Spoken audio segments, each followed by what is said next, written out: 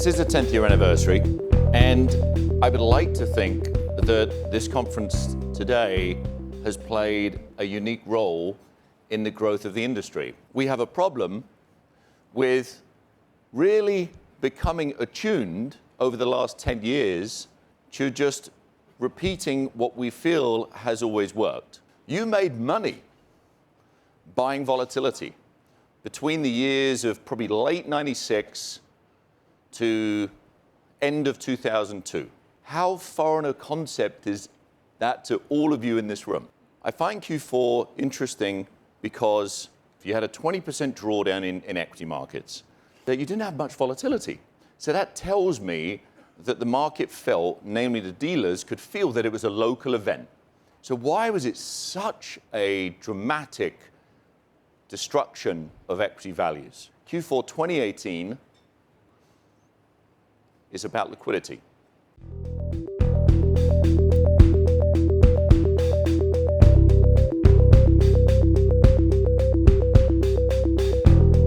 If you look at the last 9 recessions, the equity markets had sold off earlier than the recession actually started, and 5 of those 9 times. So in some respects, I think volatility is slowly coming back into the market because people are reasonably concerned that perhaps there is a recession around the corner. So I think what's a big characteristic of the vol market for the last 2 years, and I guess it can continue, is the outperformance of equity volatility compared to the index side. Especially in 2017, it started with the Trump election, which triggered a very big sector rotation with big winners and losers. And it lasted even in Q4 when the S&P was a bit volatile. Actually, single stock were much more volatile. Where I see a potential pain level is the massive impact of ETFs. Why am I referencing ETFs? They're getting bigger, they're getting more dominant, and they are a correlation 1 play because they just play the index. 2018, even though the vol level was at some close to the long-term average, it stands out in one specific way, is that vol was not very expensive in 2018. This is the only time in 25 years then actually the realized vol of the market was higher than the average VIX level. To me, that tells me that this is an environment where there is still a lot of vol sellers.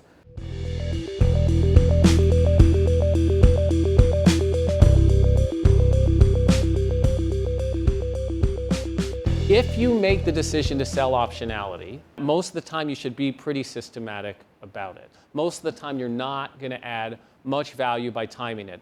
Having said that, size it in such a way that when you end up in the lower right, in those times, those very rare instances where the wind is very much at your back, not only are you not turning off the strategy, but you're actually increasing the risk. So that's the punchline. Can you time volatility selling? Yes, to a degree, I think you can, subject to certain constraints. It's interesting how the dealer's price correlation. So the dealer's price correlation based on overnight changes. And if you're a dealing desk, you're hedging every single day. And so that's actually perfectly legitimate to look at correlation on a short-term time frame. What the trade is playing on is really term correlations. And term correlations have a very different structure to overnight correlations, and this is where one can see differences. But are the dealers mispricing the trade? We don't think the dealers are mispricing the trade. They're pricing in the framework that the dealer desks operate in.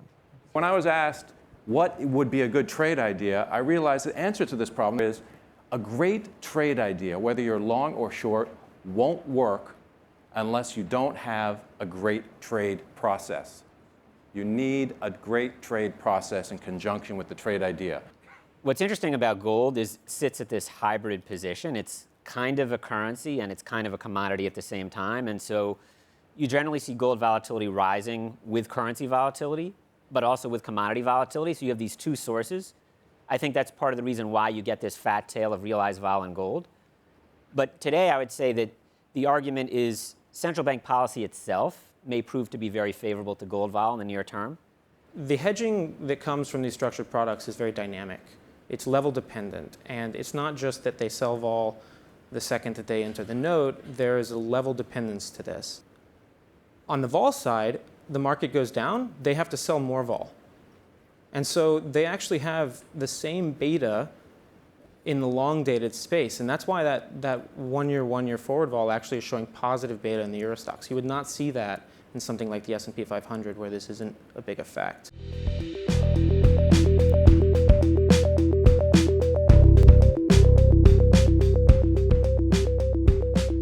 What you want to do is to get strategies that are somewhat relative value, multi-strategy, vol arb, that will pay for that option. And at this point in time, we're okay to take 100% of what we would make in multi-strategy and put it in a longer vol. So basically create a budget to be staying on the long vol side. So if markets could do well, and the pension fund on the beta side should do well. On the downside, we want to be able to provide some cash flow. So think about transfer of wealth from markets to for us to be able to buy risky assets. So we're never going to be big enough. We're not betting the house on long vol, and we obviously have some volatility strategies. We're growing that right now, vol arb, but also about 10 to 15% of our allocation into volatile strategy is on the long side. Call it from first 10% move to capture that to 20, 30% attachment point. I think over the past 30 years, people have been trained to believe that investment grade bonds are always money good. There's not going to be a huge default cycle, might be some downgrades, but it's never really going to get that bad. And in the pension world, we've been sold on this idea of LDI, liability-driven investing, where the way our liabilities are valued are based on a basket of investment-grade corporate bonds. Now, you can't buy that basket because it's so concentrated, and our plan is so big, and the whole market is so big that needs these bonds that you need to go out on the risk spectrum a little bit. But even if you go down to single A's and triple B's, there's still a lot of gap risk there. So what pension plan investors do is they say, okay, well, I'm going to immunize against my liability. I'm going to buy these corporate bonds. And when those bonds move, my liabilities and my assets are going to move in tandem. But what happens during a 08, 09 type of scenario is that you have major gap risk between the bonds that you hold, even if they're IG, and what happens in your discount rate and how your liabilities are valued. And that can be 10 to 15%. And I would argue that 08, 09 for corporate credit markets really wasn't that bad. And I think the pent up leverage in corporate credit right now, during whatever the next event is, it's going to be much worse. That gap risk will probably be higher than 10 to 15% going forward as opposed to in the past. And then pension plans would be sitting around, ones that are kind of fully immunized or have all these corporate bonds, and they're going to be like, what happened? I expected that we were going to move in tandem with our liability, and we just got blown out. We went from 100% funded down to 85. So that's really what my biggest concern is, that people have been trained that IG, they're always money good, and they're going to hedge perfectly against your liability. One of the things that our team has talked a lot about and thought a lot about and read a lot about is that the next downturn, whenever it comes, the ability of central banks to stimulate us out of that, or even fiscal policy to get us out of that, is going to be much more constrained than it's been in the past. And we're going to go into this drawdown, or this potential drawdown, with inflation already below target.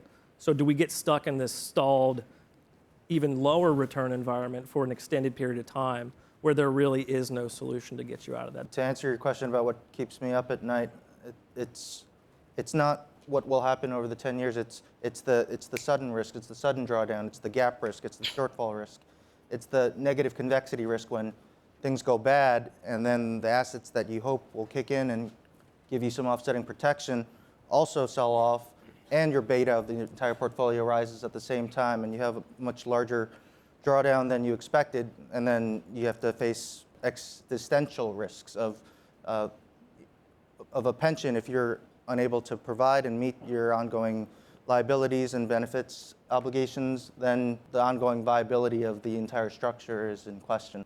It's interesting, you hear often people talk about our sorts of organizations as having an investment benefit, which is your super long-lived You've just got an infinite investment horizon. And there's nothing you've heard up here today that sounds anything remotely like an infinite. Your investment horizon sounded like, can I survive the next 1 or 2 years to get to the long run? And so one of my pet peeves is when I hear people say, oh, you guys should take all the risk in the world because you're infinitely lived. It's just so far from the truth about reality, governance, practical. It's just, we have to live in the world that we're in today, and if there's a big blow up, we don't sort of get to skip over it because we're infinitely lived.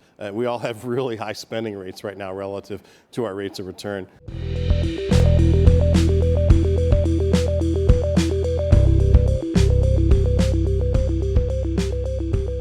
We're in a weird place, right? Markets near all-time highs, employment, we're basically at full employment, and we're seriously discussing the fact that the Fed might cut rates. It's a bizarre world, and they will keep volatility suppressed as long as they can. I think that the real driver will be some shock that nobody's talking about. It'll be something out of the blue, and something the Fed won't necessarily be able to control. But in the meantime, vols might go higher, but I don't think they're going to go meaningfully higher without that. There are tail events almost every year. I mean, you look at last year what happened to VIX, you happened to Italy, right? Italy had a 9 standard deviation move. You have this year, I mean, if you have a December that moves 10% in the markets, that is, quote unquote, some kind of a tail event. The tail doesn't have to be the end of the world. The thing that given where vol is, there is possibilities on the upside and on the downside to capture tails, which not long ago, they weren't tails. They were like part of the normal distribution, just because vol is so depressed. That's true by all asset classes. The share buyback phenomenon is an automatic dampener to stock market volatility. When you have $1 trillion worth of share buybacks a year, that is providing an automatic support mechanism that buys back the market whenever there's a dip. And that, by the very definition of what it does, is a dampener of volatility. It is collapsing realized vol. Then when you have this ecosystem of $2 trillion of strategies that use volatility as an input to make trading decisions, that then allows all of these the other ecosystem of short volatility strategies the ability to increase their leverage. So the share buybacks reduce volatility. That lower volatility allows for all of these other strategies to lever up. And this occurs in a reflexive cycle. We were talking a little bit about Alex Honnold. I think that really what he does is a little bit like what we saw in equity volatility investing when I first got into this game, where you spend hours and hours and hours looking for the right opportunity. You would never trade until the weather conditions were just right. You have all these products, which are all implicitly short vol. And amateurs basically have the opportunity to get into these very easily. And so we're literally in a situation where you're basically putting people who don't really fully understand that they're dealing with a boulder problem, which is one of the central problems in this movie.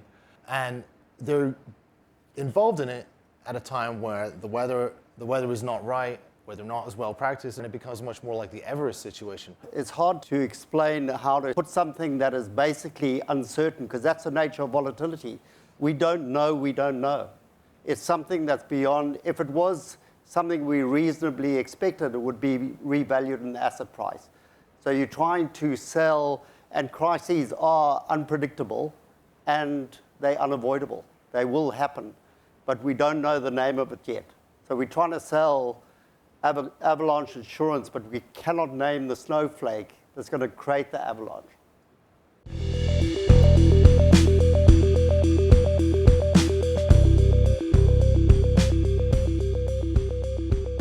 I know that many of you guys manage risk for a living, but in the spirit of the summit, I was going to talk a little bit about my process for managing risk. Because free soloing, I mean, it really comes down to mitigating risk, to managing risk, and really that ties in with managing fear, managing your personal response to that risk. For me, within the climbing world, I like to differentiate between risk and consequence. The consequence would be death, but the risk is what I consider the likelihood of actually falling off, and that's something that you can't really see in an image. The beauty of free soloing for me is to take something that seems fundamentally scary and difficult and to make it feel comfortable and safe and fun.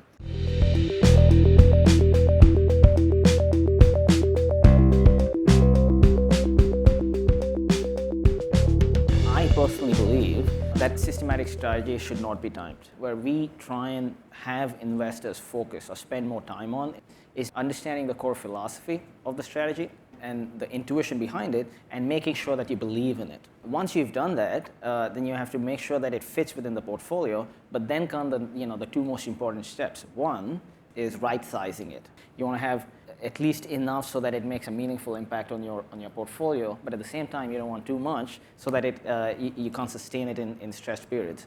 The second part of it is focusing on the implementation of that strategy, which is to ensure that you spend enough time in figuring out the implementation. That includes execution, the instruments used, risk management, portfolio construction, timing, trading, frequency, etc. I think what used to be a simple idea of, well, trend when the market gets short, it paid off, it's worked really well, it's back tested well. Now you're left with more complex decisions. You need to talk about speed, diversity. Our view is the more diverse you can be in trend, the better it's going to look. The less you resolve it down to just equity and bonds and maybe some currency, the better that's going to look. And it's going to be a lot of talk about execution and management, as opposed to going for a small trend manager who maybe doesn't have quite the firepower that some of the larger guys do. Lately, there have been more and more inquiries around crisis alpha, around negative correlations to equity markets, and we are developing systematic crisis alpha strategies based on similar approaches. And the goal obviously is to protect the downside in the equity, in equity downturn market environment, and then generate positive returns in a normal environment. And how do we do that? The key is how to utilize correlations. That's what we do for existing hedging programs to generate the alpha in a normal environment.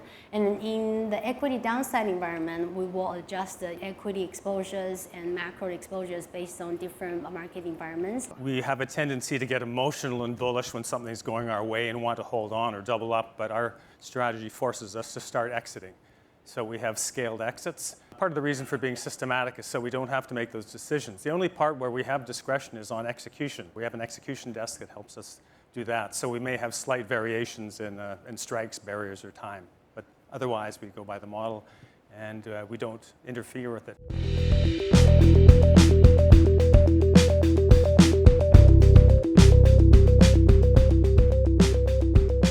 First thing is the connection. This isn't a typical political issue, but it's one that Trump, I think, very well exploited in the last campaign, and it's the issue of voters feeling connected to their government. There are still huge segments of this country that feel that Washington openly scorns them, that they're not a part of the decision that gets made in Washington. I would say state capitals as well. And it's also where we see the broader really disconnect that people have within their neighborhoods, with their neighbors, and why we see people not talking to each other with the segmenting of news.